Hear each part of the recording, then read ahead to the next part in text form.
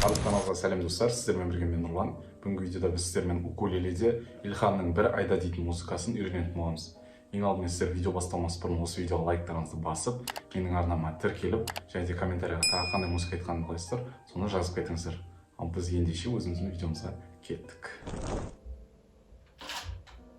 Ең алдымен музыканы үйрену үшін бізге аккордтармен, қағыстармен таныс боламыз. Ең бірінші аккорд бізде GM аккорды.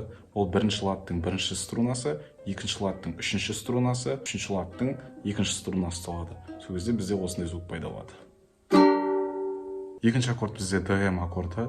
Ол бірінші ладтың екінші струнасы, екінші ладтың үшінші және де төртінші струналары ұсталады. Сол кезде бізде осындай звук пайда болады. Және де ең соңғы аккорд бізде AM аккорды. Ол екінші ладтың төртінші струнасы ұсталады. Сол кезде бізде осындай звук пайда болады. Біз аккордтармен толықтай танысып алдық. Енді келесі кезекте бізде қағысы төмен, төмен, жоғары, жоғары, төмен, төмен, жоғары. Мінекей достар, аккордтар мен қағыстары ондай қатты қиындық тудырмайды. Енді келесі кезекте мен сіздерге әнін айтып көрсететін боламын. Яғни аккорды шетінде шығып тұрады, сіздер соған қарап үйренетін боласыздар.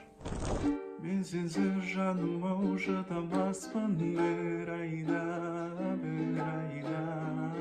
жүрегім мазасыз одаймаспын бұл айда, бір-бірін көрмесе тұра алмайды ау күн айда, олай сүйіп көрмей жүру оңай ма?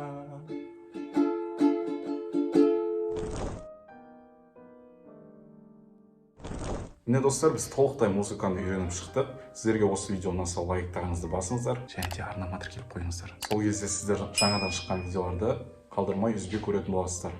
Сіздермен бірге болған мен Нұрлан. Қош, сау болыңыздар.